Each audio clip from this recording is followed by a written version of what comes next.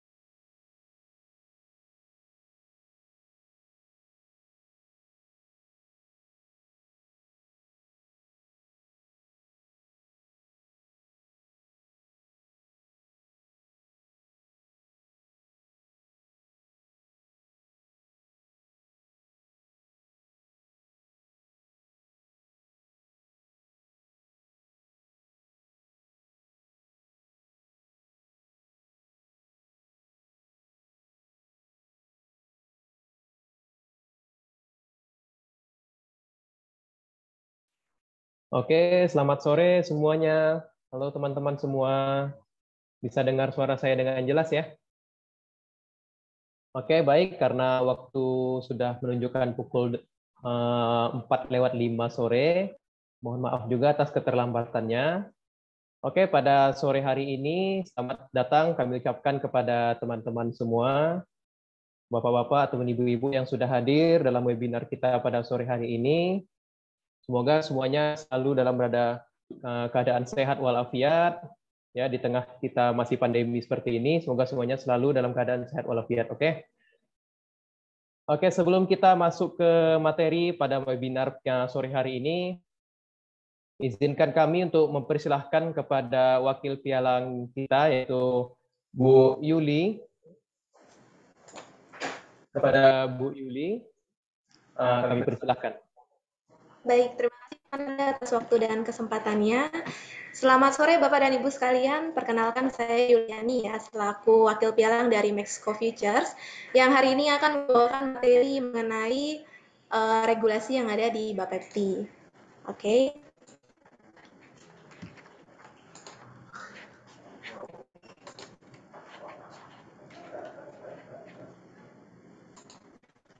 Oke, di sini saya akan menjelaskan Bapak dan Ibu mengenai apa sih sebenarnya perdagangan berjangka komoditi atau PBK ya biasa kita sebut. Jadi PBK ini merupakan segala sesuatu yang berkaitan dengan jual beli komoditi dan penarikan margin serta penyelesaian kemudian berdasarkan kontrak berjangka, kontrak derivatif syariah, atau kontrak derivatif lainnya menurut Undang-Undang Bapepti nomor 10 tahun 2011 pasal 1 ayat 1.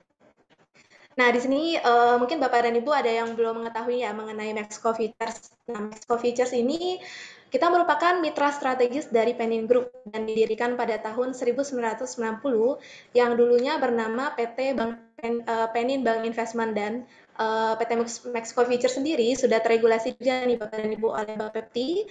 Kemudian kita juga anggota dari Clearing Berjangka Indonesia, CFX atau biasa kita sebut dengan Bursa Berjangka Jakarta, dan juga kita anggota dari Aspeptindo, Asosiasi Perdagangan Berjangka Komoditi Indonesia. Dan di samping itu, Mexico Futures menyediakan kurang lebih ada 70 instrumen produk trading ya Bapak dan Ibu. Jadi terdiri dari produk forex, kemudian di metalnya kita ada produk gold dan silver. Di produk futures kita memiliki 7 jenis produk indeks, dan juga kita ada produk CFD single stocks. Oke.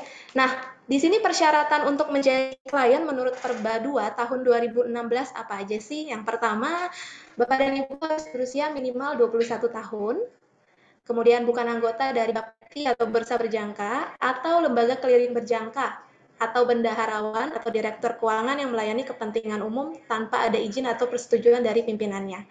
Dan yang terakhir, tidak termasuk dalam daftar pencarian orang, DTTOT, atau dinyatakan pilot oleh pengadilan. Nah, kewajiban dan hal-hal yang tidak boleh dilakukan oleh nasabah ya itu terdiri dari sebagai berikut. Yang pertama, nasabah harus memahami ya dan membaca mengenai company profile dari broker tersebut atau dari Mexco. Yang kedua, nasabah harus memahami dan memiliki pengetahuan atau pemahaman nih Bapak dan Ibu mengenai PBK atau setidaknya transaksi investasi lainnya. Yang ketiga, Bapak dan Ibu harus melakukan simulasi akun demo. Kemudian nasabah juga harus mengisi dengan benar dan lengkap aplikasi pembukaan rekening transaksi. Yang kelima, nasabah harus membaca dan memahami betul nih mengenai dokumen disclosure. Selanjutnya, harus membaca dan memahami dokumen pemberitahuan adanya resiko. Kemudian, nasabah juga harus membaca dan memahami bahwa pialang berjangka seperti Mexco Futures merupakan perusahaan perantara yang tugasnya menyampaikan amanat jual beli transaksi nasabahnya. Berikutnya, harus bisa membaca dan memahami mengenai isi perjanjian trading nih Bapak dan Ibu sebelum memulai transaksi. Tidak boleh memberikan kode akses kepada orang lain dan harus melakukan transaksi trading sendiri. Jadi tidak boleh diwakilkan oleh orang lain ya atau pihak lain. Dan yang terakhir pastinya dana yang ditradingkan oleh nasabah harus dana sendiri nih Bapak dan Ibu. Jadi bukan dana dari pihak lain maupun pengelolaan dana untuk kebutuhan sehari-hari apalagi dari pinjaman ya Bapak dan Ibu. Oke, sekian untuk materi mengenai regulasi yang ada di Bapepti. Selanjutnya akan Yuli kembalikan kepada host kita yaitu Bapak Ananda. Terima kasih Pak Ananda atas waktunya.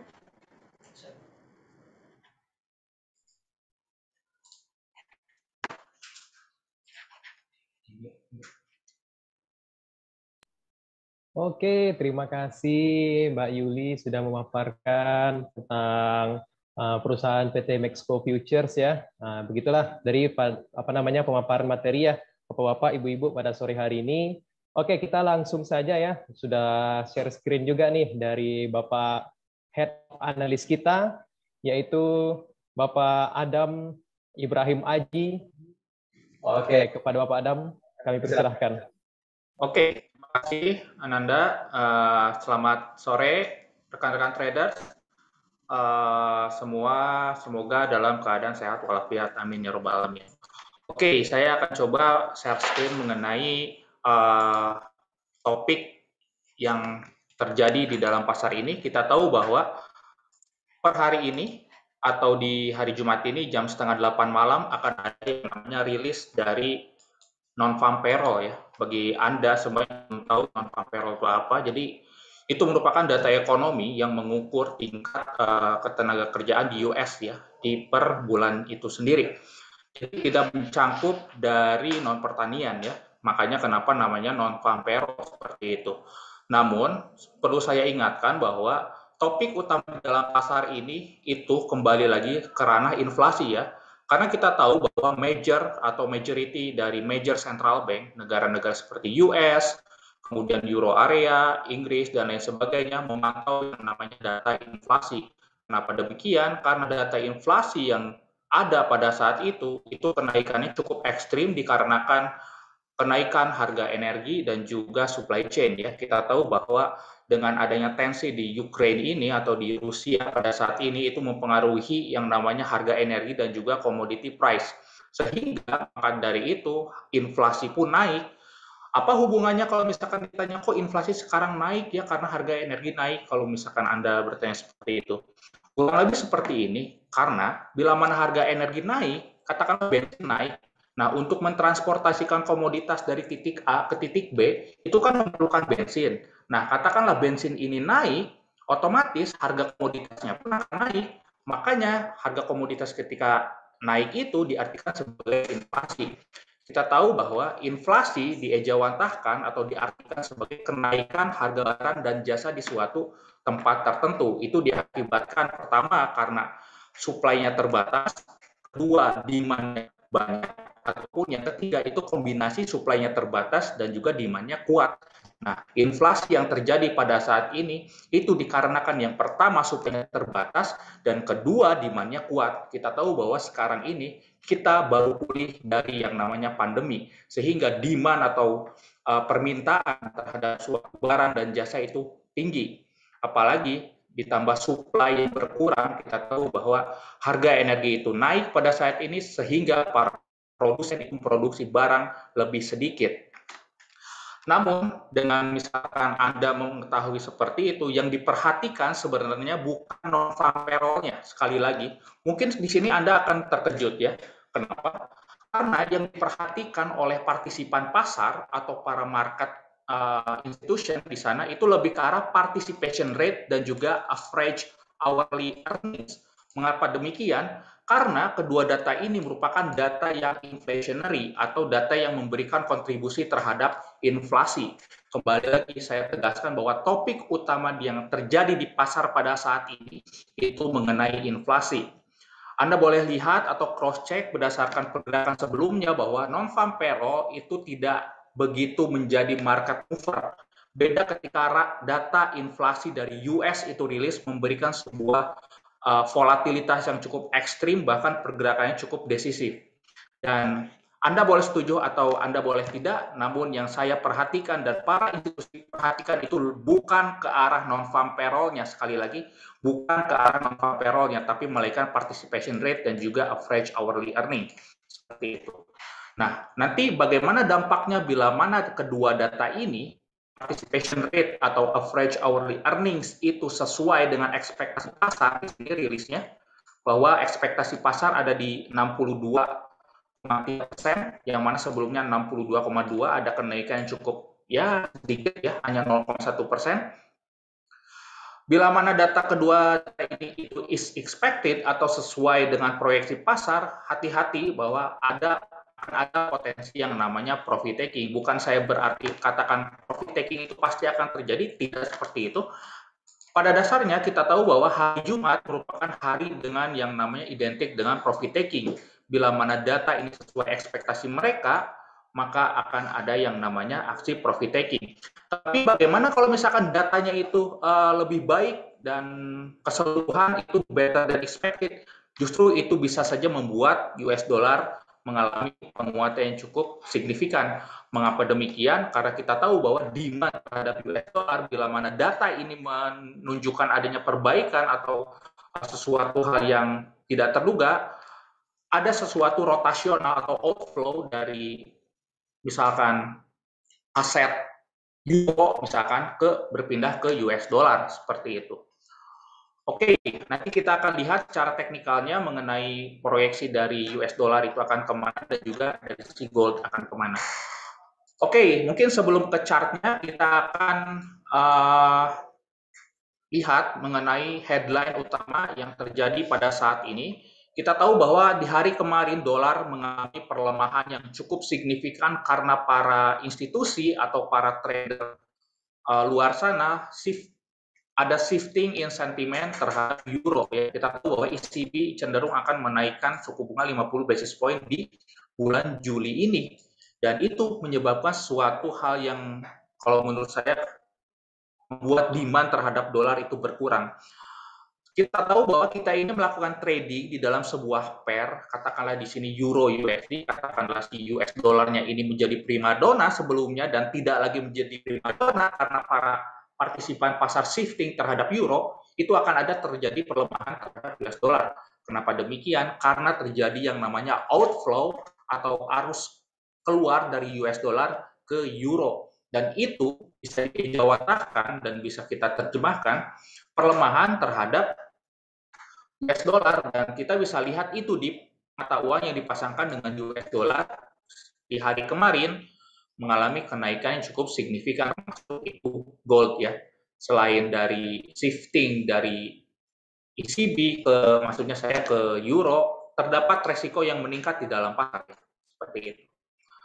Kemudian di sini kita lihat ada berita mengenai BOC ya. Kita tahu bahwa Bank of Canada sangat-sangat optimis mengenai rate hike ke depannya, dan ini bisa saja diartikan oleh partisipan pasar sebagai sebuah opportunity untuk melakukan investment khususnya di Canadian dollar ya. Kita tahu kalau misalnya ditanya rate hike hubungannya dengan gold apa? Kita tahu bahwa gold itu identik dengan penguatan bila mana terjadi inflasi tinggi. Dan katakanlah inflasi bila mana ke depan diproyeksikan akan menurun karena banyak mayoritas central bank melakukan rate hike atau kenaikan suku bunga, itu bisa menekan inflasi untuk turun ke arah bawah. Dan bila mana itu terjadi, gold akan turun.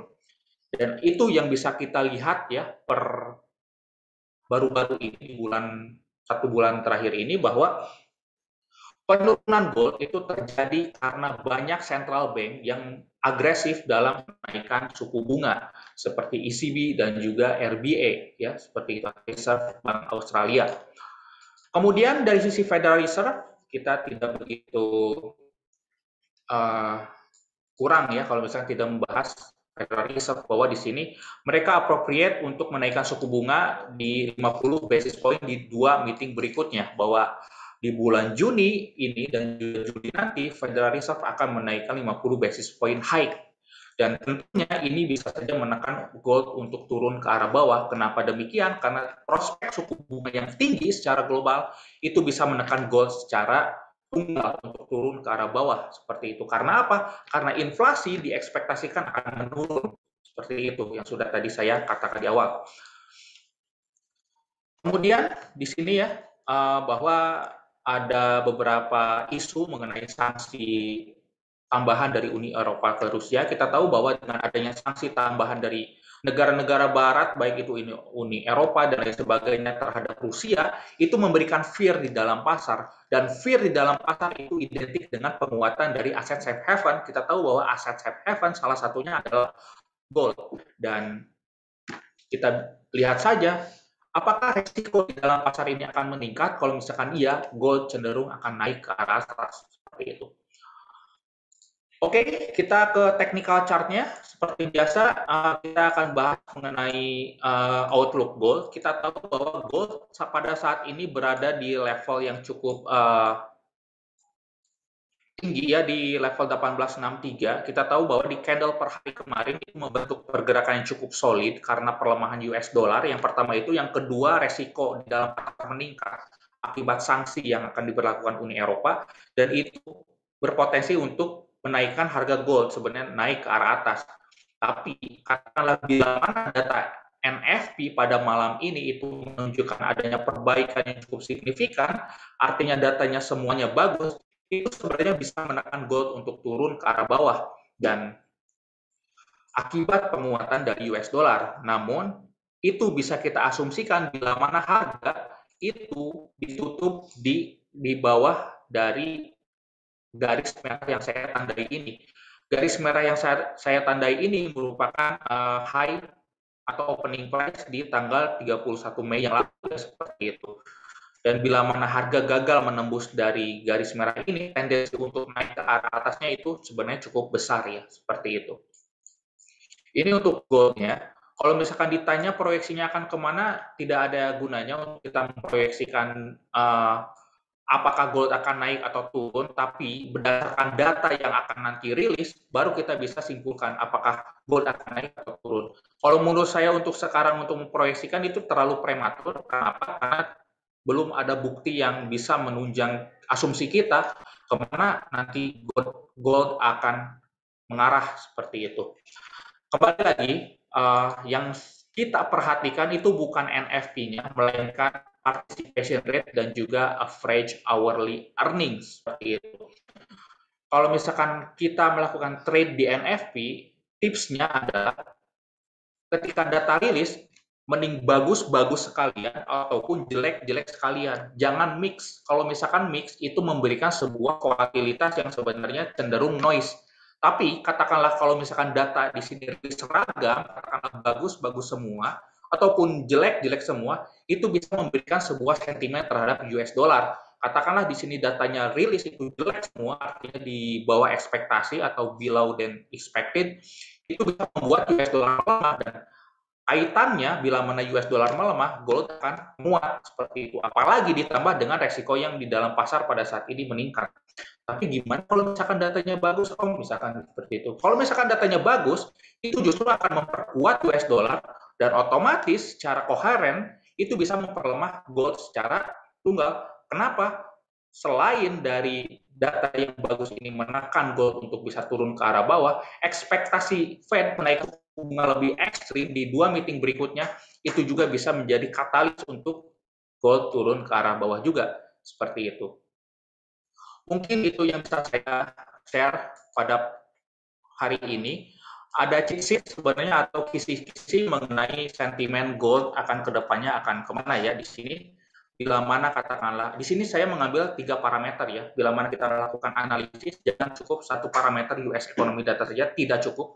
Karena pada dasarnya institusi di luar sana itu menggabungkan beberapa parameter di sini, salah satunya global outlook dan juga dari sisi Fed.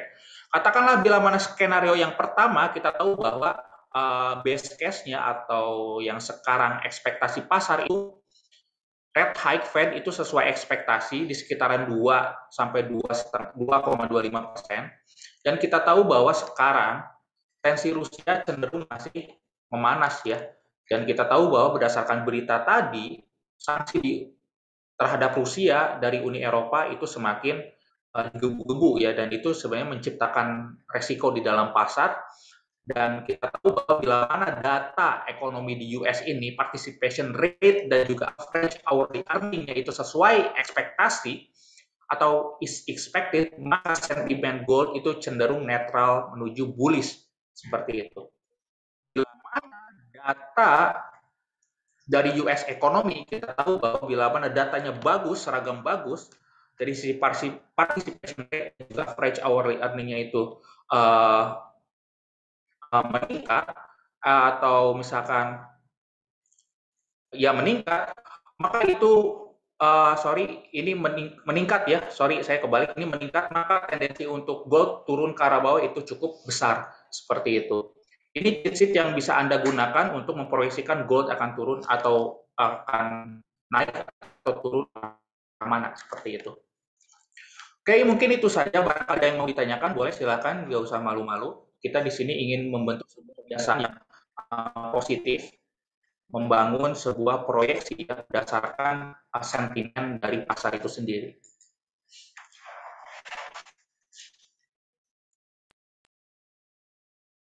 Oke, terima kasih Bapak Adam. Oke, mungkin teman-teman yang hadir pada sore hari ini bisa bertanya, mungkin ada sesuatu yang menarik dari pemaparan dari Pak Adam tadi mengenai non-farm payrolls dan juga tentang gold ya. Ada yang di situ mungkin masih belum mengerti atau minta ulang penjelasan dari Bapak Adam juga bisa. Bisa di chat aja ya, melewati chat di Zoom ini ya. Nanti dibacakan sama saya.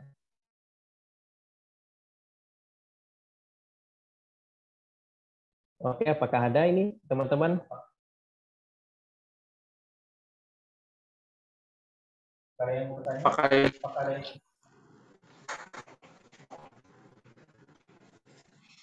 Kalau misalkan tidak ada yang bertanya, mungkin untuk webinar pada hari ini kita cukupkan, teman-teman. Nanti kita akan adakan webinar lagi mungkin di hari Selasa ya. Selasa dan hari Jumat. Nanti stay tune saja mengenai topik apa yang akan dibahas. Tentunya itu berkaitan dengan dunia finansial yang sedang hot topik ya, tentu teman-teman. Jadi jangan lewatkan. Mungkin dari saya cukup sekian. Semoga mendapat pengetahuan. Saya cukupkan. Terima kasih. Selamat sore.